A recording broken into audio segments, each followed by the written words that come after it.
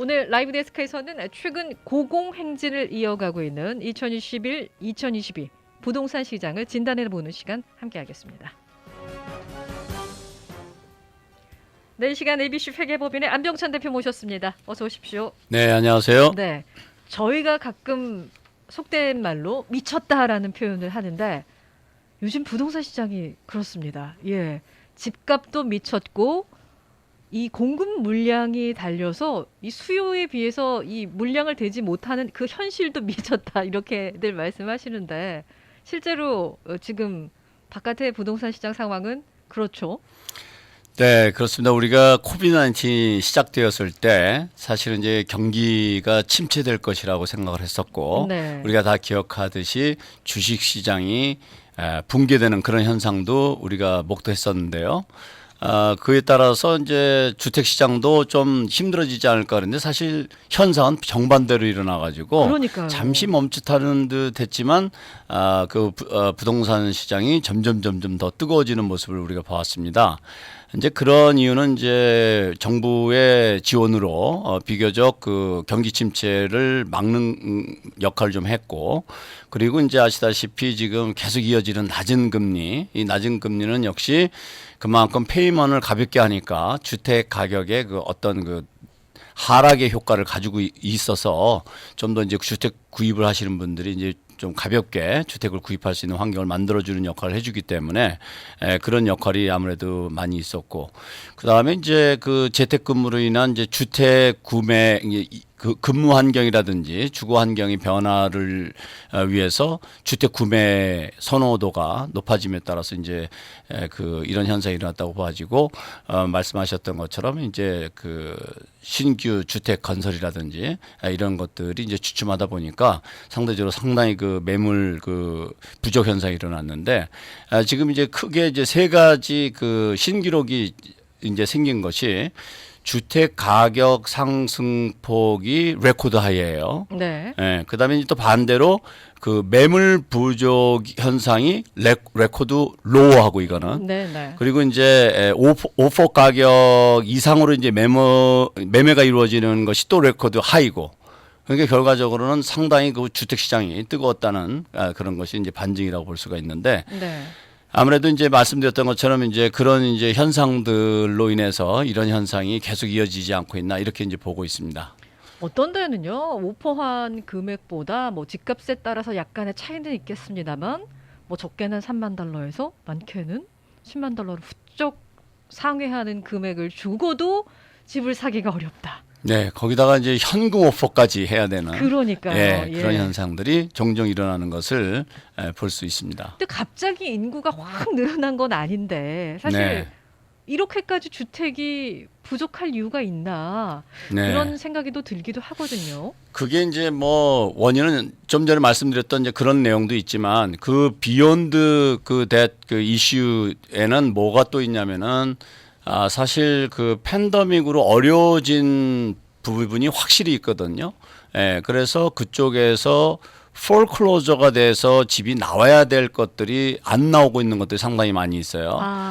그것이 이제 정부 아까 말씀드렸던 것은 정부의 지원으로 인해서 지금 이제 9월 달까지 지금 그 모든 그 몰기지 페이먼트 유예를 해줬고 뭐 이런 현상으로 인해서 지금 뭐 터지기 직전에 그런 부류의 그 매물들이 지금 이제 그대로 있는 상태에서 또 한 가지는 주택을 소유하고 있는 분들이 주택을 매각하고 자기가 주택을 다시 이사갈 곳을 살 수 있다라는 확신이 없는 거예요. 네네. 그러니까 팔 것을 미룬다든지 이런 현상들. 그래서 이런 좀 종합적인 그런 현상들이 이런 지금 환경을 만들어주고 있지 않나 이렇게 보고 있습니다. 네네. 그리고 이제 포스트 코로나 시대에는 이제 재택이 50% 이상으로 이제 전환되는 회사들이 참 많아지잖아요. 예전에는 그냥 잠만 자는 곳이 집이었다면 이제 거주의 형태로 더 좀 기울어지면서 집을 구매하려는 사람은 많고 지금 앞서서 말씀해 주신 것처럼 또 내놓는 사람들은 줄어드니까 네. 이렇게 그러다 신규 주택 같은 경우는 그 뭐 팬데믹으로 잠깐 주춤하긴 했지만 네네. 신규 주택이라는 것은 토지 구입부터 그다음에 인타이트먼 그러니까 허가도 다 받아야 되고 그런 다음에 그걸 지어야 되고 분양해야 되고 이런 과정이 작게는 수년에서 뭐 네. 10년까지도 걸리는 경우들이 많이 있으니까 이런 그 주택 그 신규 주택을 건설하는 사람들의 그 계획이라는 것은 사실 굉장히 그 리스크가 많은 거죠. 그러니까 대량을 한꺼번에 주택을 지어가지고 공급한다는 것이 현실적으로 어렵다 보니까 주택의 수요가 어느 정도 있어도 그렇게 대량으로 주택을 건축을 해서 판매하는 데는 한계가 있다. 그러면 새로운 주택이 더 많이 만들어지진 않고 그다음에 주택을 구입하려고 하는 그 수는 늘어나고 매물은 나오질 않고 이렇게 되면 자연히 집값이 뛸 수밖에 없겠죠. 네. 그래서 실제로 주택을 구입하시려고 하셨던 분들은 아시겠지만 정말 집이 나오는 숫자가 너무 작아가지고 상당히 그 애로를 겪고 있는 것을 쉽게 볼 수가 있습니다. 제가 지난주 목요일날 상법 전문 변호사를 모시고 이제 부동산 매매 시 주의를 해야 되는 그런 점들에 대해서 좀 짚어봤었는데 그때도 제가 한번 말씀을 드렸습니다만 질로나 레드핀에 들어가잖아요. 네, 집이 없어요. 네. 그리고 나 오자마자 솔드가 됩니다. 네, 나 오자마자 맞습니다. 네, 맞습니다. 그런 상황인데 또 이와 반대로 렌트는 상당히 지금 많이 나와 있고요. 또 렌트비도 예전에 비해서 하향 조정됐어요. 네. 그래서 지금 그 상업용 부동산이라 되게 렌털 프로퍼티 가지고 계신 분들이 고민이 많으시다고 하더라고요. 특히 상업용 부동산 같은 경우에는 리즈를 리뉴를 하지 않는 비즈니스들이 많기 때문에 지금 이제 공실률이 아마 지금 정식으로 발표되지는 않아서 그런데 이제 팬데믹이 어느 정도 조정되고 그러면 공실률이 높아지는 것을 쉽게 발견할 수 있을 것 같고요.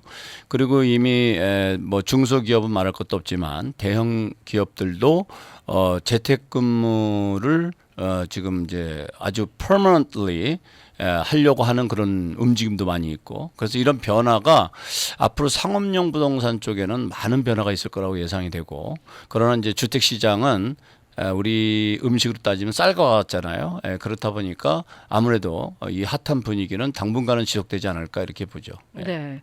또 이렇게 셀러스 마켓이 이어지는 분위기다 보니까 이제 주택을 구입할 때 이 셀러들의 편의를 위해서 뭐 인스펙션을 뭐 생략을 한다든지 굉장히 절차가 좀 간소화되는 경향이 있다고 하는데 뭐 이거 이렇게 해도 되는 겁니까? 근데 그게 사실은 이제 바이어의 리스크죠. 네네. 인스펙션을 그러니까 이제 셀러의 어떤 결정을 좀 쉽게 하기 위해서 그런 인스펙션을 자기가 웨이브한다든지 뭐 이런 절차로 들어가는 것은 여전히 그렇다 하더라도 좀 리스크가 많은 것이 인스펙션을 통해서 뭐 지붕이라든지 그다음에 집의 구조물 상태라든지 기초공사 상태라든지 전기시설, 배수시설 이런 것을 다 점검해야 되는데 만약에 어떤 메이저 프로블럼이 집을 구입한 다음에 발생이 된다고 하면 집을 내가 그 오퍼 넣어서 억셉트가 됐다고 좋아하기 무섭게 그런 일로 아주 골머리를 아플 수가 있기 때문에 인스펙션을 웨이브하는 건 대단히 위험하다. 이런 말씀을 드리고 가능하면 아무리 셀러스 마켓이라 하더라도 인스펙션은 꼭 절차를 밟되 좀 간소화시켜서 꼭 중요한 것들은 꼭 점검하는 그런 형태로 하는 방법이 어떻겠나 이런 생각을 해봅니다. 네, 인스펙션 반드시 하셔야 됩니다. 이거 제대로 잘못했다가 나중에 법정인 소송으로 휘말리는 경우가 종종 있더라고요. 그렇죠. 네. 그리고 집이라는 것이 아시다시피 큰 구조물에 이상이 있다든지 네. 또 지붕을 만약에 이상해서 지붕을 다 새로 갈아야 된다든지 하는 문제가 생길 때는 적지 않은 돈이 발생이 되기 때문에 그런 부분을 철저히 점검하고 그런 기본적인 거는 철저히 인스펙션 할 필요가 있지 않겠는가. 그리고 또 지역에 따라서는 인허가가 제대로 안 돼 있는 집들도 있기 때문에 네네. 그런 부분들을 철저히 점검하는 것이 중요하다고 생각이 됩니다. 조금 전에도 한번 말씀을 해주셨습니다만 요즘 너무 이 셀러스 마켓이 핫하다 보니까 융자 없이 캐시오퍼 하시는 분들이 그렇게 많다고 하더라고요. 예전에 좀 오래전에는 보통 집을 사기 위해서는 20% 정도 다운 페이먼을 하시고 요즘은 그거 가지고 어림도 없기 때문에 뭐 30에서 뭐 40% 다운 페이를 하는 경우가 많다고 하는데 이제는 그것도 아니고 50도 아니고 100%를 현금으로 이제 오퍼를 하시는 경우도 많다고 하는데 그래도 그 정도 경제적인 여유가 없는 분들이라면 다만 얼마라도 융자를 받아야 되는 거 아니겠습니까? 그렇죠. 그 융자를 받아야 되는 분들은 뭘 어떻게 좀 준비를 해보는 게 좋겠습니까? 그러니까 지금 이제 결국은 다 이제 오퍼를 쓰는 분들이 다 융자를 신청한다 그러면 괜찮은데 네. 뭐 현금 오퍼가 들어온다든지 막 이렇게 되면 어떻게 경쟁할 수가 없잖아요. 이럴 때 이제 가장 좋은 방법이 뭐냐면 프리 언더라이팅을 받는 것이 좋습니다. 네. 보통 이제 우리가 프리 어프로벌 레터를 들고 가잖아요. 근데 이것은 개런티가 된 게 아니에요. 얼마까지 융자를 해줄 수도 있다. 뭐 이런 형태의 그 의미라고 해석을 할 수가 있는데요.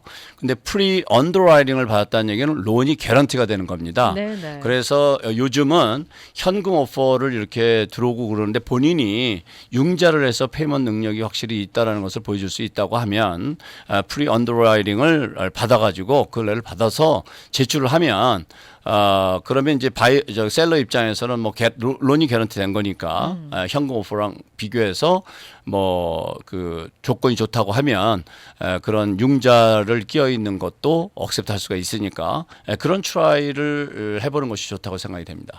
보통 하우스홀드 인컴에 그러니까 그로스로 한 5배 정도는 론이 나오는 게 통상적이죠? 그거는 이제 뭐 상황에 따라 다른데 그 인컴이 본인의 이제 크레딧이라든지 본인의 이제 집의 그 규모라든지 뭐 이런 여러 가지를 이제 봐야 되는데 일반적으로 이제 본인이 거주하는 주택의 경우에는 뭐 20%까지 다운하고서도 융자가 얼마인지 가능하지만 뭐 투자를 한다든지 그럴 때는 30-40% 이상 해야 되는 걸로 알고 있고요. 그래서 그것은 이제 본인이 주택을 구입할 계획이 있다고 하시면 융자 전문인을 만나서 미리 또는 은행에 방문해서 미리 그런 아까 말씀드렸던 프리 언더라이팅 그게 안 되면 어프로벌에도 받아서 그렇게 해서 오퍼를 해야 되겠고 그것보다도 이제 더 중요한 것은 본인이 그걸 충분히 감당할 수 있느냐. 그렇죠. 이 선이 굉장히 중요합니다. 왜냐하면 무리해서 하게 되면 오퍼도 받지도 못하고 억셉트도 받지 못하고 또 힘만 들게 돼요. 그리고 집을 봐보신 분들은 아시지만 예를 들어서 버젯이 나는 한 80만에서 90만 샀으면 좋겠다. 그러면 집을 보다 보면 100만으로 올라가게 돼요. 좀 더 좋은 집 보게 되면 그게 더 마음에 드니까. 네. 이럴 때 이제 특히 지금같이 셀러스 마켓일 경우에는 가격이 세기 때문에 무리해서 사게 되면 나중에 그 페이먼의 이슈가 생길 수도 있고 그러니까 하우스 푸어가 되는 거죠. 네, 그러니까 이제 그런 부분들을 미리 충분히 잘 검토해서 그 냉정하게 판단해서 하는 것이 중요하다고 생각이 됩니다. 네네. 첫집 구매하시는 분들은 미리 좀 프리 언더라이팅 지금 말씀해주신 거를 좀 참고하셔서 그걸 받고 가면 조금 더 마음이 편하실 것 같아요. 그렇죠. 오퍼할 때 이제 그런 소리를 같이 제출하면 네. 이제 셀러 쪽에서 볼 때 이분한테 내가 집을 팔아도 융자 때문에 취소되는 일은 없겠구나라는 좀 어떤 안전장치 역할을 해주니까 그런 소리를 다 첨부해가지고 이렇게 오퍼를 넣는 것이 좋겠죠. 네네. 자, 지금은 정말 부동산 시장이 핫합니다. 내가 돈이 있어서 집을 사고 싶어도 집이 없기 때문에 못 사는 상황이거든요. 그래서 어떻게 보면은 주택 가격에 약간의 거품이 꼈다라고 이제 평가를 하시는 분들도 계시는데 그러면 지금 안 사고요. 집을 꼭 사고 싶지만 안 사고 조금 더 부동산 시장이 좀 잠잠해질 때까지 주택 가격이 좀 하락할 때까지 기다리는 건 어떻게 생각하세요? 기다릴 또 희망이 보이나요? 근데 우선 이제 사실 우리가 항상 그런 걸 결정할 때 보면 실질적인 환경과 내 희망사항과의 그 간격에서 고민하고 갈등하는 경우가 많아요. 항상 그러니까 괴리감이 생기죠. 예, 네. 내가 희망하는 것은 가격이 좀 떨어서 버블이 좀 많이 껴서 가격이 좀 하락해서 내가 감당할 수 있는 가격으로 좀 떨어졌으면 좋겠다는 생각을 할 거고 그런데 현실이 그렇느냐를 이제 우리가 봐야 되는데 네. 지금 부동산 그 전문 기관이나 연기관이나 경제 전문 기관에서 발표되는 것, 그다음에 미국 경제 상황 이런 것을 볼 때는 당분간은 주택 가격이 하락할 것을 보이질 않아요. 근데 왜 이번에는 더더욱 우리가 그런 생각을 많이 하냐면 지난 2005년 6년에 그 파이낸셜 크라이시스가 왔을 때 네네. 그 주택 가격이 이제 그 6, 7년으로 해서 계속 하락을 하지 8년 이렇게 계속 하락되지 않았습니까? 이제 그럴 때를 자꾸만 생각을 해서 이것도 그때 보니까 2005, 6년에 주택 가격이 끝에까지 올라가더니 그다음에 하락을 했었으니까 이번에도 그렇지 않겠나 이런 생각을 하는데 뭐 계속 올라갈 수는 없습니다. 우리가 달리기를 할 때 계속 뭐 쉬지 않고 달릴 수 없는 것처럼 경기도 어느 정도 성장이 돼서 뜨거워지면 반드시 식어져야 돼요. 그렇기 때문에 식혀지기는 하는데 지금 예를 들어서 2021년 하반기, 2022년에 주택 가격이 하락할 거라고 보냐? 모든 전문 기관이나 이런 데서는 그렇게 보질 않는 이유가 첫째는 이제 우리가 생각해 볼 수 있는 게 여전히 매물이 부족하고 네. 두 번째는 낮은 이자율이 지금 유지되고 있고 그리고 미국의 경기가 지금 좋아지고 있거든요. 굉장히 회복 속도가 굉장히 빠르고 이런 부분들이 아무래도 주택 가격을 하락하게 만드는 어떤 요소가 아직은 안 보이는 거예요. 그렇지만 이것은 우리가 생각하는 건데 항상 그 경제라는 것은 우리가 예기치 못한 데서 어떤 변수가 생길 수도 있는 거기 때문에 그런 것은 우리가 누구도 개런티를 할 수는 없어요. 그러나 지금 현재까지 발표된 여러 가지 경제적인 수치라든지 이런 것으로 봤을 때는 당분간은 하락할 기미가 보이지 않는다.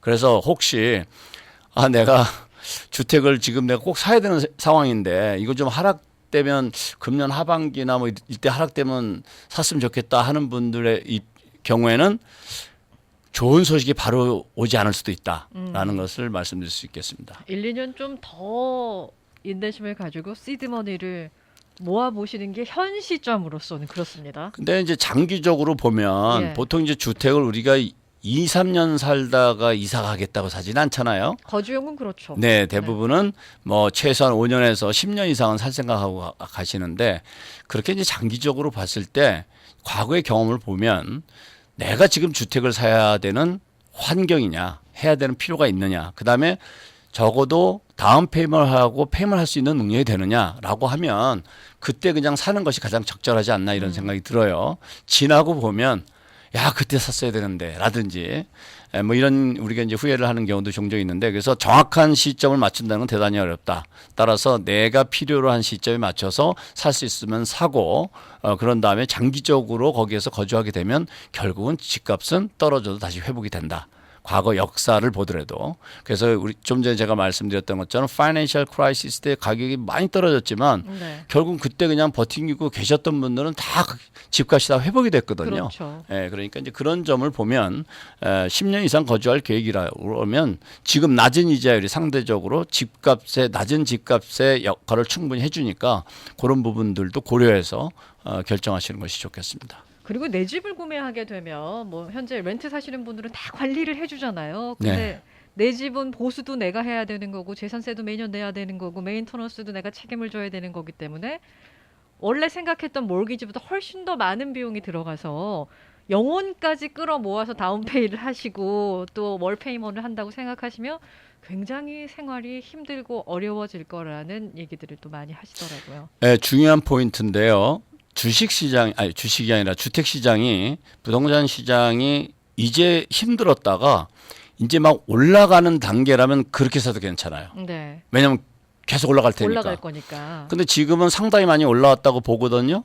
예, 그렇기 때문에 여기서 또 지금처럼 올라간 것처럼 계속 올라간다라고 보기는 대단히 어려워요. 왜 그러냐면 그 affordability index라는 것이 있는데 그게 뭐냐면 집값에서 내가 융자를 해서 갚을 수 있는 능력이 한계가 있잖아요. 네네. 그런 한계가 많은 사람들이 다다르면 그다음에 집에 오퍼를 못 해요. 그러면 오퍼를 못하면 집값이 내려갈 수밖에 없죠.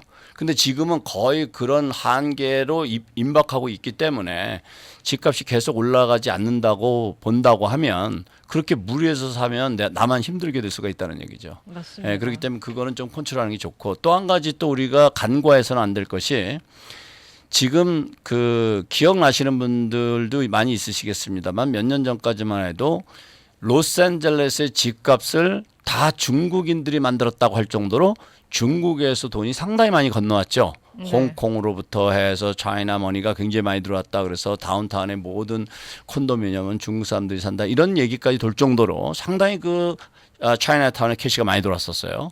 그런데 지금 아시다시피 팬데믹이 생긴 다음부터는 중국인들이 거의 못 들어오죠. 네. 예, 이게 다 막혔어요. 그래서 지금 해외 투자가 예년에 비해서 거의 반으로 줄어들었어요.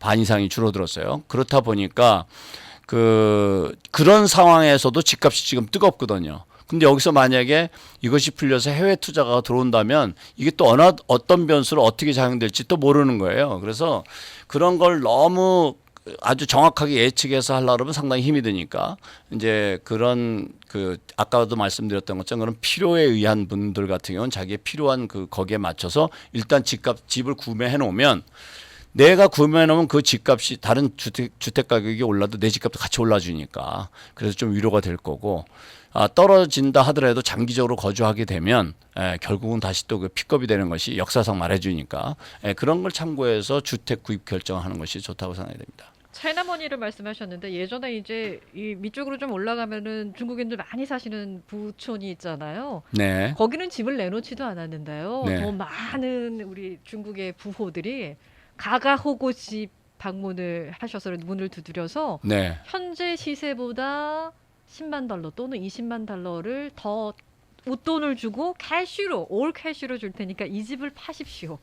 그랬던 때도 있었다고 합니다. 네, 그것이 이제 뭐 여러 가지 이유가 있는데 우선 중국의 부호들이 돈 있는 분들이 그 중국의 그 정치가 불안하고 미래가 불안하니까 일정 재산을 해외에 그 묻어두려고 하는 그런 경향이 굉장히 심했었고 그 다음에 이제 그 지금 말씀하신 그 지역 같은 경우에는 그 중국인들이 가장 좋아하는 동물이 용이죠. 네. 그 용의 눈이 거기 있다고 그래서 그 위치가 용의 눈이라 그래서 그 지역을 굉장히 선호해서 집값이 그렇게 많이 올랐고 그다음에 이제 일반적으로 이제 뭐 부동산을 투자하거나 주택을 구입할 때 이제 첫 주택 구입자들은 좀 어렵겠지만 이제 투자하시는 분들 같은 경우에는 비교적 좋은 동네에 투자했을 경우에는 가격이 하락의 확률이 그만큼 떨어진다.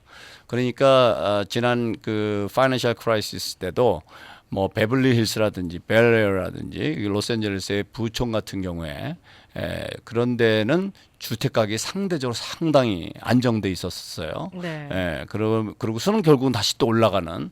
그래서 이제 그 주택을 구입할 때도 역시 지역이 상당히 중요하다. 이런 부분들을 또 참고하시면 좋을 것 같습니다. 네, 알겠습니다. 자, 요즘처럼 이제 이 셀러 마켓은 뭐 내가 내놓은 집은 하나인데 셀러가 엄청나게 많은 바이어들이 이제 오퍼를 하게 되잖아요. 네. 그러면 셀러 입장에서도 집을 매각할 때 여러 가지 고민들이 많을 것 같은데 이런 때 좀 놓치지 말고 챙겨야 될 것들이 있다면 어떤 것들이 있을까요? 네, 역시 뭐 셀러들은 가장 중요한 것이 주택 가격을 어떻게 오퍼를 할 거냐. 이 부분은 뭐 셀러스 마켓이 됐던 바이어스 마켓이 됐던 항상 중요하죠. 그래서 뭐 여러 가지 전략들도 많이 있긴 하겠지만 그 가격을 결정하는 것에 이제 그것이 이제 중요하다 이런 말씀을 드리고 그다음에 이제 팬데믹으로 인해서 사람들이 집안을 곳곳을 이렇게 보는 그런 경향이 많이 줄어들었어요. 그러다 보니까 심지어는 그냥 드라이브 하면서 바깥에서 이렇게 보고 결정을 하는 그런 그 경향도 많이 있고 또 요즘은 그 이제 비디오로 많이 그 업로드 시켜가지고 인사이드를 보게끔 만들어 놓다 보니까 실질적인 투어가 많이 줄어드는 그런 현상이에요.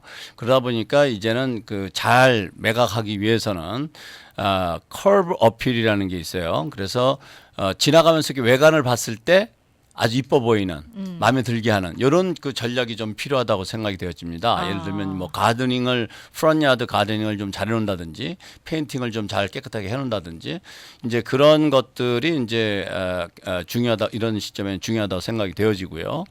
그 다음에 이제 무엇보다 셀러들이 고려해야 될 것은 내가 이 주택을 매각한 다음에 나는 어디 가서 살지? 이게 준비가 돼야 될 그렇죠. 테니까요.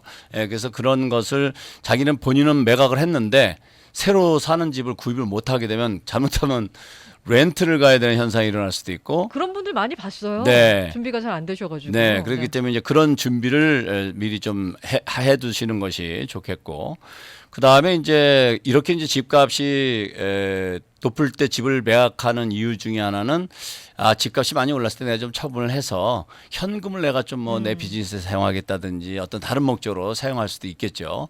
그래서 이제 그런 어떤 그 현금 사용 부분에 대해서 만약에 꼭 필요하다고 하면 집을 좀 매각을 먼저 한 다음에 내 집은 나중에 산다든지 그런 것도 이제 한 가지 방법이 되겠죠. 그리고 이제 만약에 나는 집을 팔지만 내가 꼭 사는 집을 산 다음에 내 집을 팔고 싶다라고 하면 컨틴전시를 붙여가지고 네. 그렇게 해서 내가 새로 살 집을 팔게 되면 그러면 에스크로 클로즈하는 조건을 붙인다든지 이제 이런 방법으로 셀러들이 그 이제 집을 내놓을 때 고려해야 되지 않을까 이렇게 생각이 됩니다. 그리고 한 가지 놓쳐서는 안 될 부분이 이게 상법 전문 변호사님께서 조언을 해주신 건데 아까도 말씀을 해주셨잖아요. 이제는 코비드 때문에 안에서 쇼잉을 하지 않고 이제 집 밖에서만 보고 결정을 하시는 오퍼를 넣는 분들이 많다 보니까는 자칫 잘못하면 다 밝혀야 되는 어떤 집 내부의 하자라든지 뭐 외부의 하자를 놓치는 경우가 있대요. 그것 때문에 이제 문제가 발생을 많이 하기 때문에 아주 클리어하고 투명하게 그것도 다 이제 공개를 해야 된다는 말씀을 하시더라고요. 네. 그렇죠. 디스클로저라고 네네. 하는데 그건 굉장히 중요하고 이제 그런 역할을 해주시는 분들 중에 이제 그 부동산 전문인 분들이 셀러하고 충분한 대화를 가져서 그런 정보를 받아서 반드시 바이어한테 다 디스클로즈를 해야 되고 그런 것은 굉장히 중요한데 만약에 집에 큰 하자가 있다든지 그런데 그런 것을 숨긴다고 하면 좀 전에 말씀하셨던 것처럼 집을 매각하고 나서도 어떤 그 소송에 휘말릴 수 있는 그런 여지가 많이 있겠죠. 네, 하도 요즘 매물이 없으니까는 하자를 감당하고 사겠다는 분들도 계실 것 같아요. 내가 고칠 테니까. 예. 네. 자, 그럼 듣고 계신 우리 청취자분들께서 그래서 집값은 언제 떨어진다는 거야?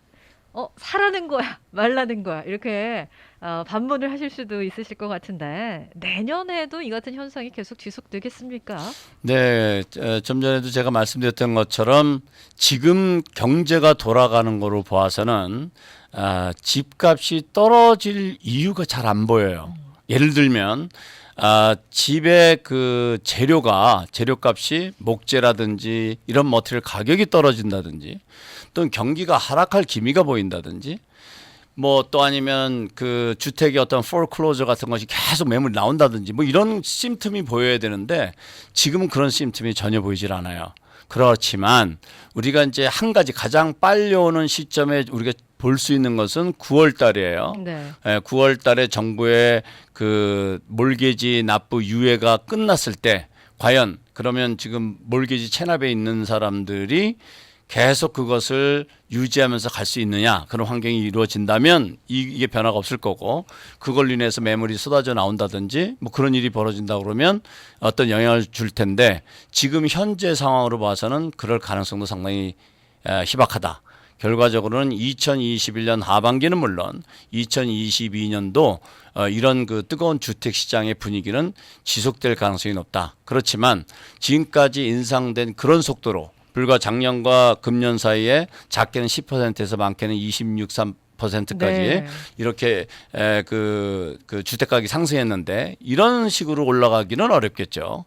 그래서 지금 2021년 하반기와 2022년은 적어도 지금과 같은 수준의 집값이 유지 거기서 등락을 약간씩 거듭하면서 되지 않을까 이렇게 예측을 해봅니다. 이렇게 집값이 안 떨어진다면 내 집을 꼭 사고 싶으신 분들은요. 돈을 더 많이 벌어야 된다는 거예요. 인컴이 더 많이 늘어나야 된다는 건데 우스갯소리로 그런 말씀들 하시잖아요. 다 올랐는데 내 월급만 그대로야. 이게 다 오르고 있는데 소득이 늘어나지 않는 경우에 이렇다면 이분들은 어떻게 해야 돼요? 언제까지 집값이 떨어질 때까지 기다려야 돼요? 네, 항상 그 뭐 우리 미국도 그렇고 지금 뭐 아마 한국도 그런 것 같은데, 뭐 그래서 한국에서 뭐 영끌이라는 말이 나오고 뭐 그런 네. 거로 제가 듣고 있는데 그 집이 없으신 분들이 첫 집을 장만하는 일이 가장 힘들죠. 그 말씀하셨던 것처럼 특히 이제 급여를 받고 생활하신 분들 같은 경우에는 그 정해진 급여 속에서 그 집을 마련하기 위한 다음 편을 만들어야 되고 저축을 해서 그렇게 해서 계획을 잡아놨는데 그걸 다 마련할 때쯤이 돼서 10년이 지났는데 보니까 그것만큼 집값이 또 올라. 그렇죠. 이래서 참 애를 많이 먹는 경우가 많이 있습니다. 그래서 그거는 이제 뭐 어떻게 뭐 해결 방법이 쉽게 있는 것이 아니기 때문에 뭐라고 말씀드리긴 참 어려운데 한 가지 사실은 지금 인트레스트 레이트이 굉장히 낮잖아요. 네네. 근데 옛날에 제 기억으로 1980년대 막 후반 중후반 막 이럴 때 갈 때는 그 몰개지 인트레스트가 막 뭐 15, 6%막 17% 이렇게 올라간 적도 있었거든요. 그러니까 그런 거에 비하면 지금 뭐 엄청나게 낮은 거죠. 거저죠. 예, 그러니까 이런 낮은 이자율일 때 장기적인 그 융자를 통해서 자기가 감당할 수 있는 좀 외곽이 되었던 좀 규모가 작던 이런 집을 어떻게든 찾아서 구매를 하는 그런 방법을 계속 모색해야 되지 않을까 이렇게 생각이 됩니다. 네. 근데 집을 사기를 희망하시는 분들은 이제 이런 생각들 많이 하실 것 같아요. 지금은 잔뜩 거품이야. 이거는 버블이 있기 때문에 버블이라면 빨리 터져라. 터져야지 예전에 2008년 고시점처럼 집값이 한번 쑥 내려갈 거 아니냐. 이런 걸 또 기대하시는 분들이 계시는데 이게 현실 가능성이 있습니까? 그러니까 그게 사실은 많은 분들이 기대하실 거예요. 왜냐하면 집 없으신 분들이 아직도 많으시니까. 그리고 또 좀 있다 하더라도 조금 큰 집으로 가고 싶은데 네. 집값이 너무 올랐으니까. 그런데 그것을 우리가 뭐 제가 아까도 말씀드렸던 것처럼 희망사하고 현실하고는 차이가 있는데 지금 현재 보이는 모든 경제 지표나 이런 걸로 봤을 때는 지금 굉장히 어렵다. 그렇게 거품이라고 하는 것은 지금 전문가들이 거품이라는 말을 잘 안 쓰거든요. 왜 그러냐면 실질적으로 그 거품이라고 볼 수 있는 것들이 많이 없기 때문에 말씀드렸던 것처럼 뭐 예를 들어서 집이라는 것이 뭐 3,000 스퀘어풋 집 짓는데 그것이 뭐 50만 불이 들어간다고 가정을 하면 그 재료비가 떨어져서 지금은 40만 불이면 짓는다. 이러면 이 값이 떨어져야 될 텐데 지금 재료비도 많이 올라갔고 그다음에 이 재료가 언제 공급이 될지 잘 몰라요. 언제 원활하게 공급이 될지 아직까지도 이런 문제들 이런 것들이 다 해결이 돼야 되는데 미국은 그래도 코로나 바이러스가 많이 백신이 공급이 돼서 많이 그래도 좀 자유롭게 우리가 활동을 하고 있지만 지금 뭐 한국을 비롯해서 많은 국가들이 아직 정상적인 활동을 못 하고 있거든요. 그러니까 이런 부분들이 다 해결되지 않은 상태에서 무슨 미국 경기가 나빠진다든지 뭐 이러긴 대단히 어렵지 않겠나. 그래서 역시 희망은 그렇게 가질 수는 있겠지만 현실은 녹록치가 않다. 이렇게 말씀드릴 수가 있습니다.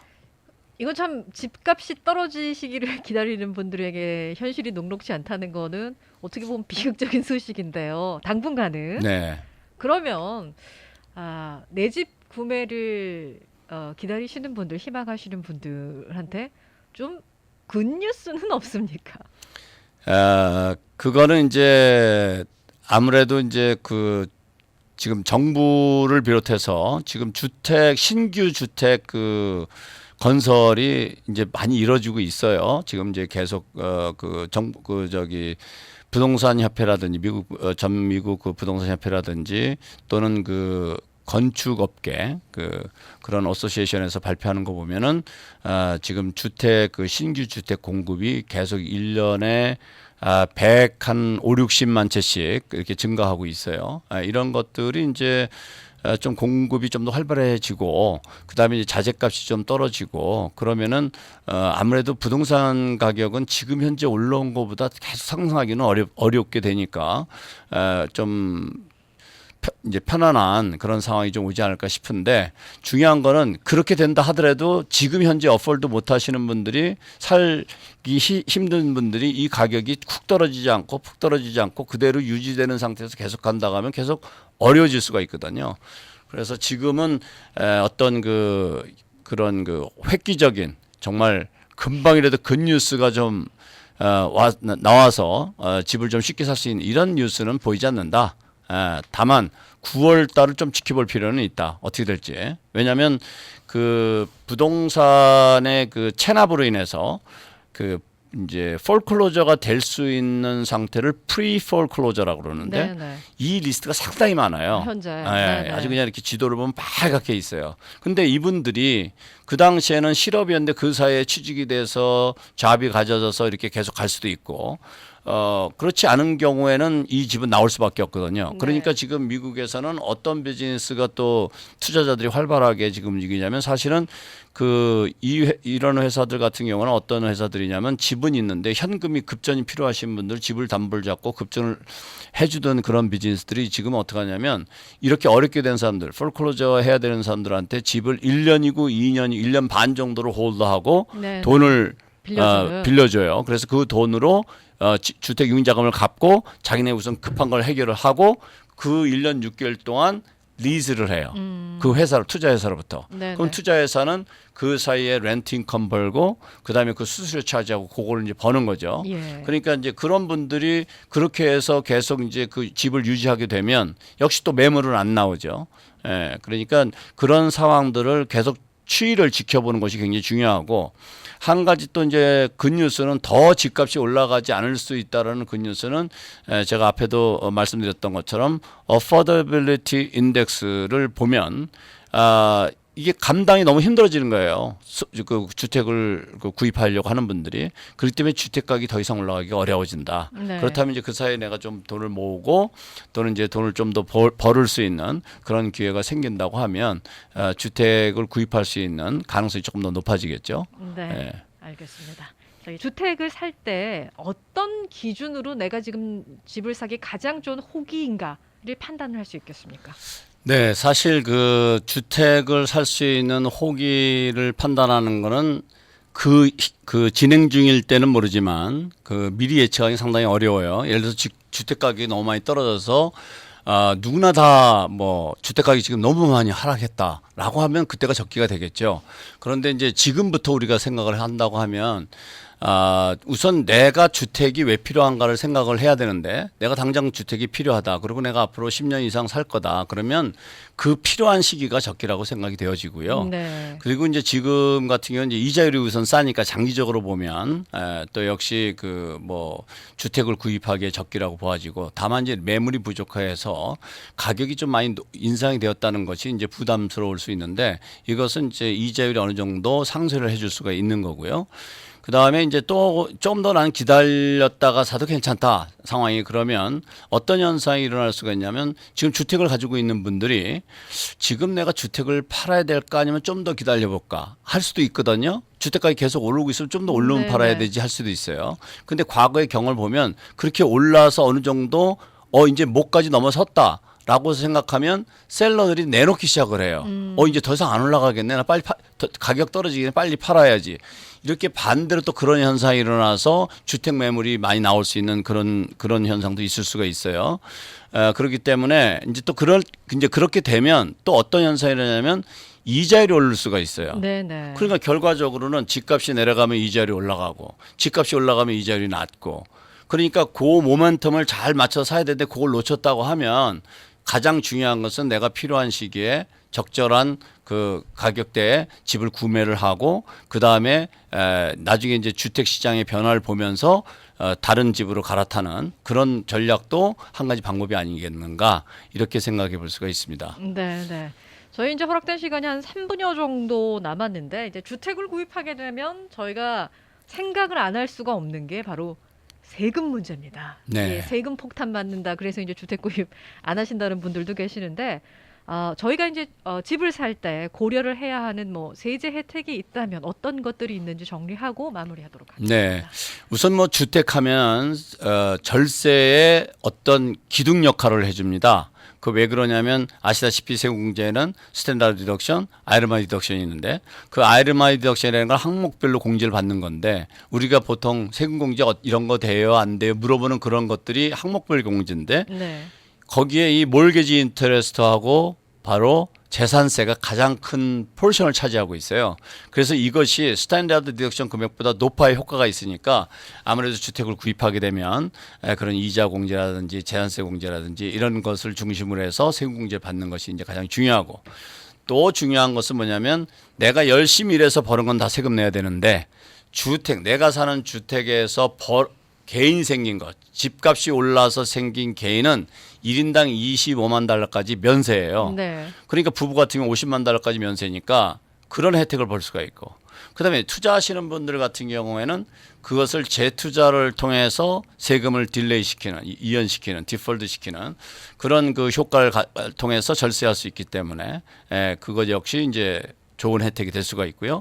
그다음에 렌트를 주게 되면 보통 우리가 많이 알고 있는 감가상각비, 디프리시에이션이라는 감가상각비를 통해서 세금 납부를 연기하는 이런 것들이 이제 절세의 중요한 핵심 역할을 해주기 때문에 이런 부분들을 고려해서 꼭 이제 주택을 구입한다든지 또는 부동산 투자할 때 기억해 두시면 좋겠죠. 네, 네. 집을 구매하기 전에는 뭐 어떤 분야든지 이렇게 좀 전문가와 충분하게 상담을 통한 다음에 마음의 최종 결정을 내리시는 게 네. 좋을 것 같아요. 적어도 그게- 기본적인 내용들은 이해하고 계시면 네. 결정하실 때 도움이 되지 않을까 생각이 됩니다. 예, 법적인 문제든지 간에 어떤 세제 혜택이나 세금 문제이든 간에 이거는 이제 집을 사게 되면은 간과할 수가 없는 부분이니까 내가 얼마만큼을 감당할 수 있는 건지, 내가 떠안고 갈 수 있는 건지 그런 부분도 충분히 좀 알아보시고 결정을 하셨으면 좋겠습니다. 그다음에 이제 집이 아닌 네. 다른 부동산 투자하신 분들 같은 경우에는 좀 전에 말씀드린 것 이외에는 이제 오퍼튜니티 존이라는 곳이 있어요.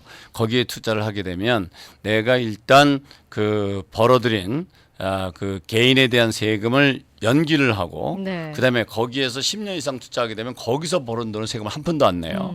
예, 그런 이제 좋은 그 텍스 제도가 있으니까 그런 것도 이제 고려해서 투자를 결정하는 그런 것들이 중요하겠죠. 네. 이 주택과 관련한 세금 또 문의하실 분들은요. ABC 회계법인으로 하시면 되겠습니다.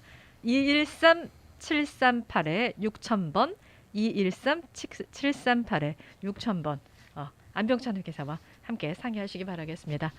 오늘 좋은 정보 고맙습니다. 네, 감사합니다.